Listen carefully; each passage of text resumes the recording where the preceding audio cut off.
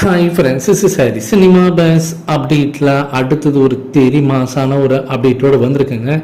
அதாவது இப்போ லேட்டஸ்ட்டாக நம்ம சைடில் விசாரித்து பார்க்கும்போது, இன்சைடர் ரிப்போர்ட்டர்ஸ் விசாரித்து பார்க்கும்போது கூலி படம் நல்லாவே வந்திருக்கு அப்படி தான் சொல்லணும்.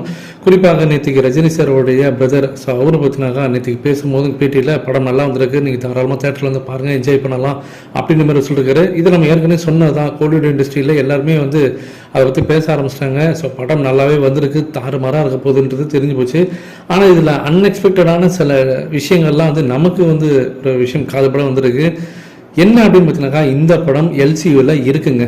அது வந்து லோகேஷ் கனகராஜ் இல்லை 100 முறை மறுத்தாலுமே கூட, ஆனால் இந்த படம் எல்சியூவில் இருக்குது. ஆனால் அது எப்படி இருக்க போகுது அப்படின்றத பற்றி விசாரிக்கும் போது அதில் ஒரு சின்ன விஷயம் கிடைச்சிருக்கு. என்னென்னா, எல்சியூவில் இருக்குன்னா நீங்கள் யாரும் தயவு செஞ்சு இதுக்கு முந்தைய இருந்த அந்த கேரக்டர்ஸ், எல்சியூவில் இருக்கக்கூடிய கேரக்டர்ஸ்லாம் இந்த படத்தில் வருவாங்கன்னு இல்லை அவங்களோட ரெஃபரன்ஸ் காட்சி இருக்குன்னு தயவு செஞ்சு எதிர்பார்க்காதீங்க. எல்சியூனா அதை மீன் பண்ணி அவங்க சொல்லலை அப்படின்ற மாதிரி சொல்கிறாங்க விசாரித்து பார்க்கும்போது.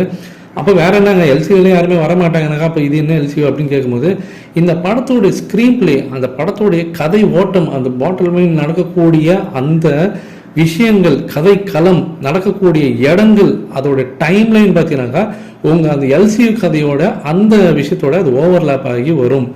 அதைத்தான் இவங்க எல்சியூ மீன் பண்ணி சொல்கிறாங்களே தவிர, இங்கே வந்து விக்ரம் படத்தில் இருக்கக்கூடிய கமல் சாரோட கேரக்டர் உள்ளே வரணும், இல்லை கைதி கார்த்தி வந்து தில்லி அவர் வந்து உள்ளே வரணும் அப்படின்லாம் கதை கிடையாது.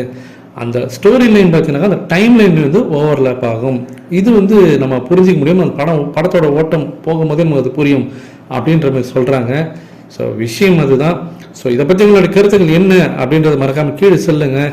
ஸோ அந்த மாதிரி இருந்தால் கூட ஒரு இன்ட்ரெஸ்டிங்காக, ஒரு குவைட்டாக பார்த்தீங்கன்னா ஒரு சர்ப்ரைசிங்கான ஒரு விஷயமாக தான் இருக்கும் படத்தில். அதை பார்க்கும்போது அது எப்படி லோகேஷ் கனகராஜ் அவர்கள் ப்ரெசென்ட் பண்ண போகிறாருன்றதுல நான் ரொம்ப ஆர்வமாக இருக்கிறேன். உங்களோட கருத்துக்கள் என்னன்றது கீழே சொல்லுங்கள் ஃப்ரெண்ட்ஸ்.